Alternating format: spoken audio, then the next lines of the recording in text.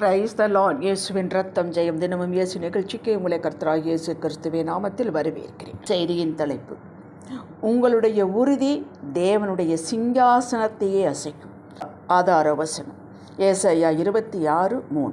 உம்மை உறுதியாய் பெற்றுக்கொண்ட மனதை உடையவன் உம்மையே நம்பி இருக்கிறபடியால் நீர் அவனை பூரண சமாதானத்துடன் காத்துக்கொள்வேன். கிறிஸ்துவுக்குள் அன்பானவர்களே, கிருபையினாலே விசுவாசத்தை கொண்டு ரட்சிக்கப்பட்டோம். இது நம்மால் உண்டானதல்ல, இது தேவனுடைய எபேசியர் 2:8. எதையும் செய்து இந்த விலையேற பெற்ற ஒப்பற்ற ரட்சிப்பை பெறவில்லை. இது நம்முடைய கிரியையினாலே கிடைக்கவில்லை, அவருடைய கிருபையினாலே கிடைத்தது. ரோமர் 9:15 படி, எவன் மேல் இரக்கமாயிருக்க சித்தமாயிருப்பேனோ அவன் மேல் இரக்கமாயிருப்பேன் என்று சொன்னவர் நம்மேல் இரக்கமும் மன உருக்கமும் வைத்தார், அழைத்தார், ரட்சித்தார், தமது பிள்ளை என்ற மகிமையும் கொடுத்தார். ரட்சிக்கப்பட்ட யாவரும் அவரை பற்றி கொண்டோம், அவரும் நம்மை தம்மோடு ஒட்ட வைத்து கொண்டார். யோவான் 15:2-5. இயேசு செடி, நாம் கொடிகள். கொடிகள் செடியோடு இருக்கும் வரை எல்லாம் கிடைக்கிறது, கனி கொடுக்கிறோம். எல்லாம் சுமூகமாக போகும் வரை பிரச்சனை இல்லை. நம் வாழ்வில் எதிர்பார்த்த காரியங்கள் ஏதும் நடக்காத போது, சூழ்நிலைகள் எல்லாம் பாதகமாக எதிராக நடக்கும்போது, கர்த்தர் ஏதும் செய்யாது மௌனமாக இருப்பது போல் இருக்கும் காலத்தில் நம்முடைய பற்று எப்படி இருக்கிறது? இப்படிப்பட்ட காலத்திலும் உறுதியாய் பற்றி கொண்டோமா? நம்புகிறோமா? நம்பிக்கையில் பலவீனப்பட்டு போய்விடுகிறோமா? தளர்வு ஏற்படுகிறதா என்பதுதான் கேள்வி. வாழ்வு காலத்தில் கர்த்தர் நம்மோடு இருந்து காரியங்களை நடத்துகிறார், பாதுகாக்கிறார், காரியங்களை வாய்க்கச் செய்கிறார். இப்படிப்பட்ட காலத்தில் அவரை பற்றி கொண்டிருப்பது, தேடுவது, நிலைத்திருப்பது ஒன்று கடினமல்ல. யோபுவை போல, தாவீதை போல, சாத்ராக், மேஷாக், ஆபேத்நேகோ என்பவர்களைப் போல, யோசேப்பை போல, தானியேலைப் போல எக்காலத்தில் நம் பிடி தளராமல் இருக்கிறதா? விசுவாசம் மெருகேறுகிறதா என்பதுதான் சவால், வாழ்வின் சவால். இவர்களின் வரலாறு ஏன் வேதத்தில் கொடுக்கப்பட்டுள்ளது? நமக்கு திருஷ்டாந்தரங்களாக. நாமவே நம்முடைய சுய பலத்தினால் விசுவாசத்தை கூட்டிக் கொண்டு சாட்சியாக நிற்க முடியாது. சகரியா 4:6. நமக்குள்ளே இருக்கும் ஆவியானவர் வேதத்தின் மகத்துவங்களை காட்டுகிறார், உணர்த்துகிறார், வசனங்களை சுட்டி காட்டுகிறார், சாட்சிகளை பார் என்கிறார், சத்தியத்தை கேள் என்கிறார். இப்போது கீழ்ப்படியும் போது நமக்கும் இப்படியே நடக்கும் என்று உணர்ந்து மறுபடியும் எழுந்து இருக பற்றி கொள்கிறோம். சங்கீதம் 119:1-2, சங்கீதம் 71:21. இந்த வசனங்கள் உங்களுக்கு உதவும். அவரை தவிர வேறு ஒன்றும் எனக்கு இல்லை என்று பிடித்து கொண்டதை, உறுதியை, நம்பிக்கையை பேச்சிலே, செயலிலே காட்டும் பொழுது கர்த்தர் இறங்கி வந்து கிரியை செய்கிறார். அவர் தாமதிப்பதே இல்லை.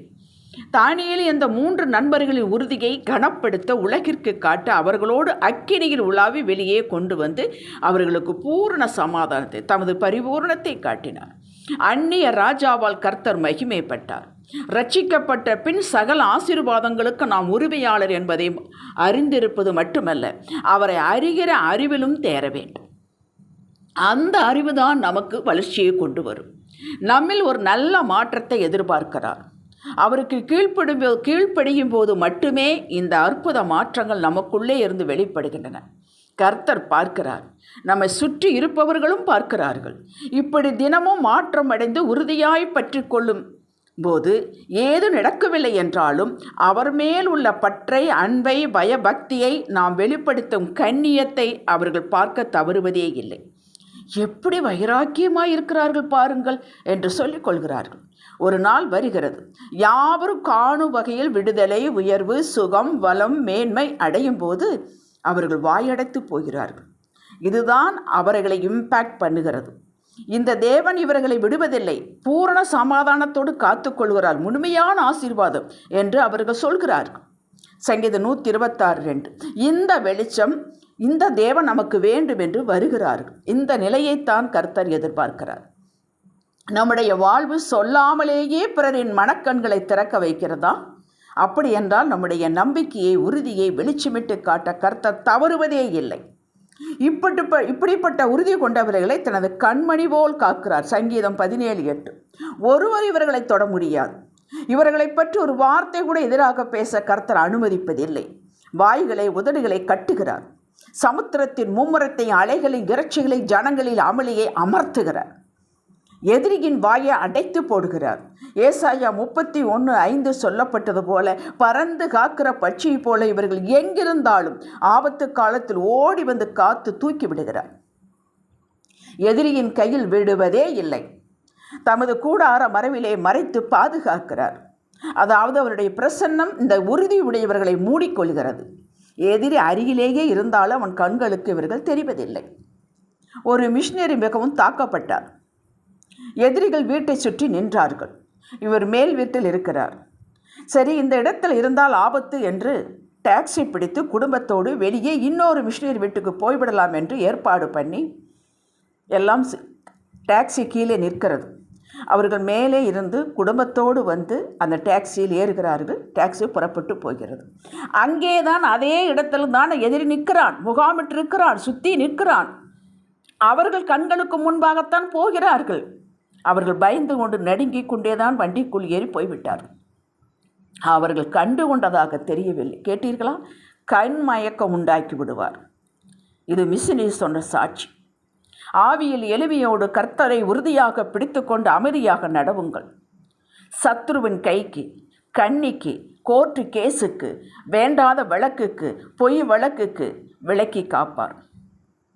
வறட்சிக்கு விலக்கி செழிப்புண்டாக்கி தருவார். ஆதியாகமம் 26:12. உங்கள் பிள்ளைகளுக்கும் அடைக்கலம் கிடைக்கும், பாதுகாப்பு உண்டாகும். இந்தியாவின் முப்படை பாதுகாப்புக்கும் மிஞ்சினது கர்த்தருடைய பாதுகாப்பு. அவரது செட்டைக்குள்ளேயே வைத்துக் கொள்வார். இந்த செட்டையில் சுகம் உண்டு, செழிப்பு உண்டு, உயர்வு உண்டு, மேன்மை உண்டு. உங்களுக்குத்தான். ஜெபிக்கலாம். தகப்பனே, நீ சொல் தவறாதவர், அனைத்தையும் செய்து முடிப்பவர். நாங்கள் எங்களிடம் ஒப்புவிக்கப்பட்ட அந்த நற்பொருளை ஆவியான துணை கொண்டு காத்து கொள்ள கிருபை தார்.